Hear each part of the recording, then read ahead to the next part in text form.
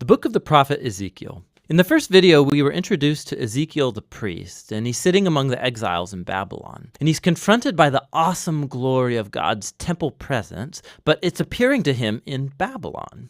And then Ezekiel discovers why. It's because of Israel's idolatry and injustice that has compelled God to abandon his own temple. And while there is still hope for the future, the book went on to develop Ezekiel's message of divine judgment, first for Israel and then for the nations around Israel. And then a key moment happened in chapter 33. Ezekiel receives a report that the Babylonian siege of Jerusalem is over because the city has fallen. The temple is destroyed. Ezekiel's grim words of warning came true. The exile was the most horrendous catastrophe that ever happened to Israel, and it raised the big questions of whether God was done with Israel for good. But remember, at the end of chapter 11, God promised that there was still a future beyond exile for Israel. And so the rest of the book is designed to explore Ezekiel's vision of hope, first for Israel, then for the nations, and then for all of creation.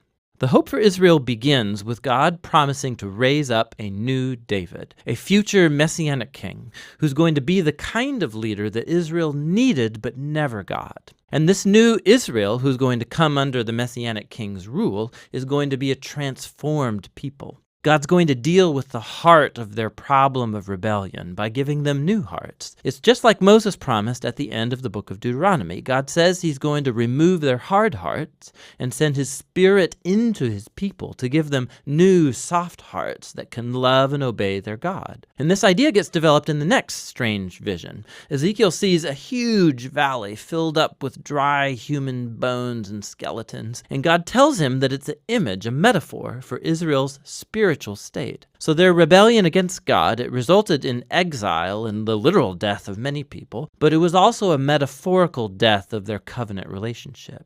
And God tells Ezekiel that his spirit is coming to bring his people back to life. And so this wind comes, and it causes all of the bones to stand up, and it fills them with breath and life, and then skin grows over the bones, and then all of a sudden Ezekiel sees all of these new humans standing in front of him. Now this vision, it's recalling the story about the creation of humans in Genesis chapter 2, where God made humans out of dirt and divine breath. And so Israel and all humanity have rebelled, resulting in death. And so the only hope is that God would perform a new act of creation and remake humans in such a way that they can truly live in a relationship of love with God and with each other. And so after God is going to deal with the evil that's in the hearts of his own people, some questions still remain unresolved. Like, what about the evil that's still rampant out there among the nations? And what about the future of God's dwelling place in the temple? And this is what the final two sections of the book are about. So first come chapters 38 and 39, and they promise God's final defeat of evil among the nations, which gets personified by a ruler who's named Gog from the land of Magog. Now, this name is derived from a genealogy of ancient kingdoms and lands from Genesis chapter 10, and it referred to powerful nations from the distant past. And so Ezekiel picks up this ancient biblical name as an image of any and all violent kingdoms. And so we find that Gog gets allied with 7 nations that come from all 4 directions of the compass, is clearly an image that represents all of the nations. And this also helps us understand why Ezekiel describes Gog with images that he used earlier in the book to describe the king of Tyre and the king of Egypt, Pharaoh. For Ezekiel, Gog is an amalgam of all of the worst, most violent people in the Bible. Gog is the archetype of human rebellion against God.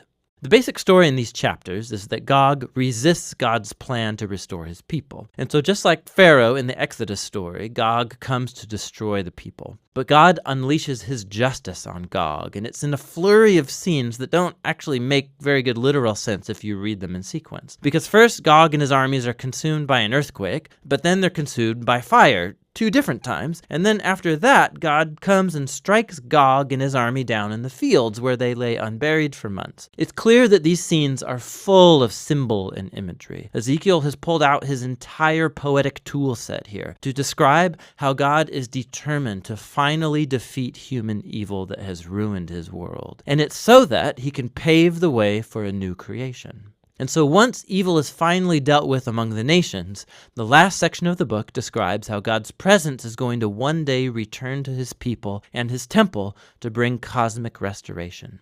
So Ezekiel first gets this long, elaborate vision of a new temple and a new city. He's given this heavenly tour guide who shows him around the new temple complex, and it's much larger and more majestic than even Solomon's temple. There's a new altar, new priests, a whole new system of worship.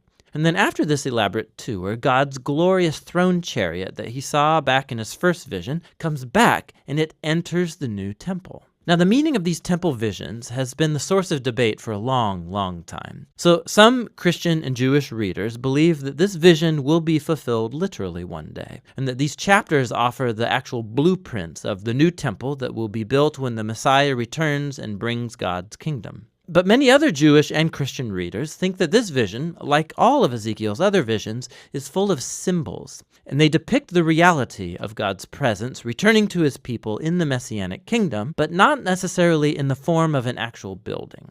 Whichever view you take, it's important that Ezekiel never calls the city Jerusalem, and chapters 47 and 48 show why. Ezekiel sees this tiny stream pouring out of the temple threshold and steps, and then it quickly becomes this raging river, and then it flows out of the temple and the city into the desert, into one of the most desolate places on planet Earth, the Dead Sea Valley. And then that river, it leaves behind it a trail of trees and life, and then the Dead Sea gets transformed into a living sea that's teeming with plants and animals. All of this imagery comes from the Garden of Eden in Genesis chapters 1 and 2. And we see just how cosmic Ezekiel's vision really is. God's plan has always been to restore all humanity and all creation back to his life-giving presence. And so the book ends with the name of this garden city.